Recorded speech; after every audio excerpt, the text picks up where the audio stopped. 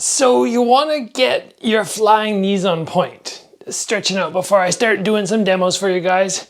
You want to get those flying knees on point, but you're struggling. You're struggling to get the height. You're struggling to understand the technique. I have one very simple tool that is going to help you improve your training on this. Many people without something on the floor are going to struggle. You're going to struggle a lot. I'm going to show you how to train a flying knee so you can soar in the air, get that knee up to jaw height, and if you were competing, KO somebody.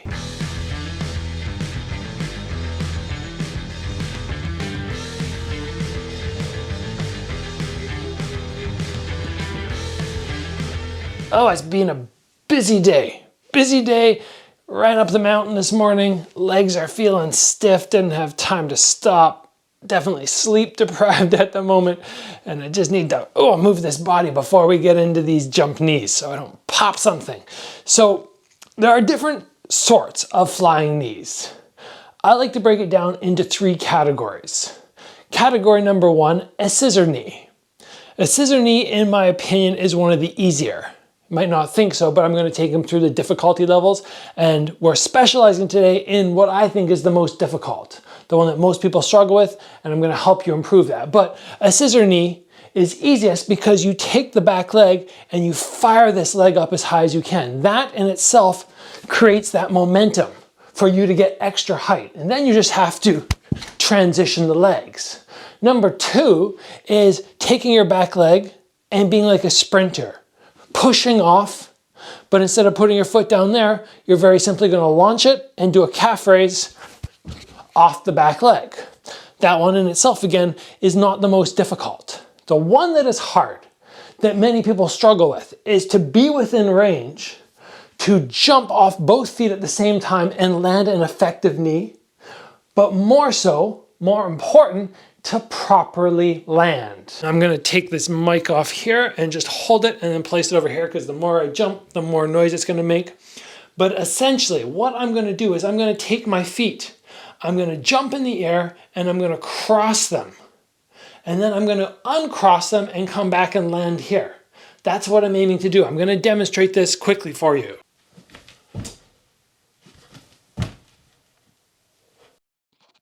Now, the interesting part about that one is it really builds in your mind that quick transition that you need, but we're not getting any height. And because I'm not going for height on that, I'm just going for, move the feet, I'm not gonna have enough time to get my knee up and land back where I want. So that's where this comes into play. It could be way up here, but for now, I'm gonna start it down low. You're gonna take whatever it is. This is just a foam. A little foam device that I use, I put under my neck to help create good posture and keep my vertebrae, neck, back, all in really good form. But you could take a pillow, something soft to put under, and you're gonna put this between your feet. Now, if I do the same thing which I just did before, I'm gonna jump and my feet are gonna clip it. Now I have to add in the height. I'm gonna jump up, crisscross my feet, and then still try to land back. So if you're going to do this, you need to be very sure that whatever you land on is not going to cause you to twist your ankle. Let's give this a shot here.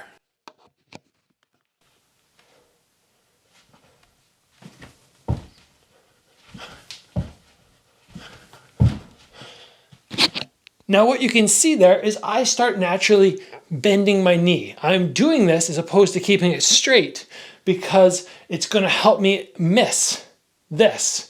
If I keep my legs straight, when I come back, I'm most likely going to clip it. But with my knee bent, I can actually land. But you're actually forming good technique while doing this anyway, because we don't want to throw our flying knees like this. What we're trying to do is get this leg up here and this one backwards with a little bit of a bend. So I can do a couple of these.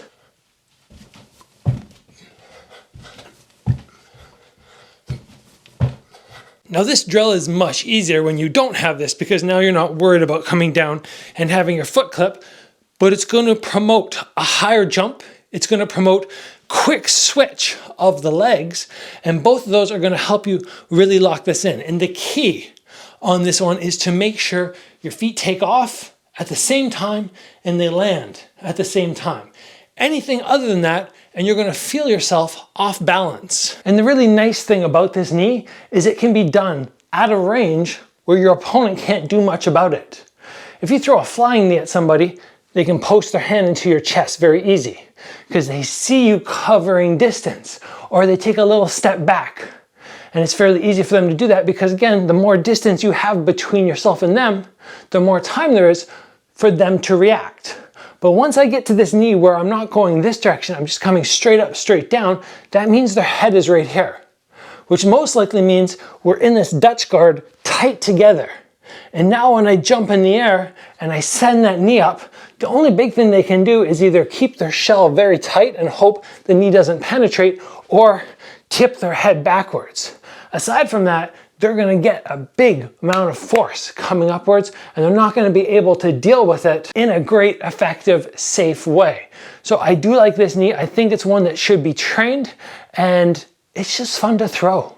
If you're in the middle of pads and somebody goes like this, and you get to jump in the air and switch those legs and then come back down and just land rock solid and then bust out some bigger combo, it's awesome to do.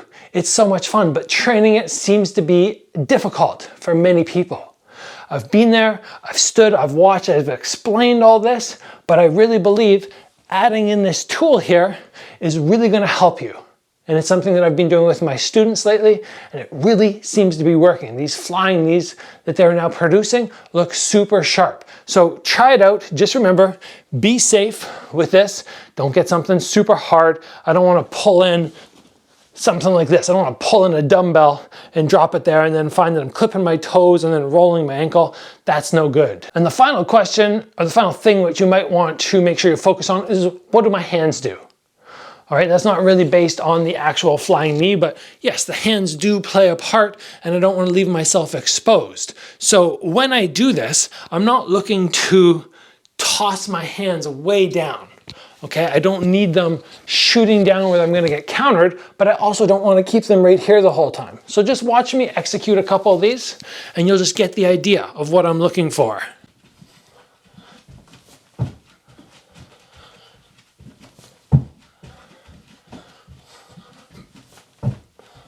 So it's the same way that I teach you guys to throw knees when you're stationary, one arm across the face to protect from straight punches, other hand up to the side of the head, and the arm that's coming across the face swings to the outside just slightly. So now I have a lot of protection on all areas. Shoulders protecting, hands protecting, elbows protecting. It works really well, and it works very well for this flying knee, and defense should not be left or not utilized even when we're flying in the air doing an awesome knee.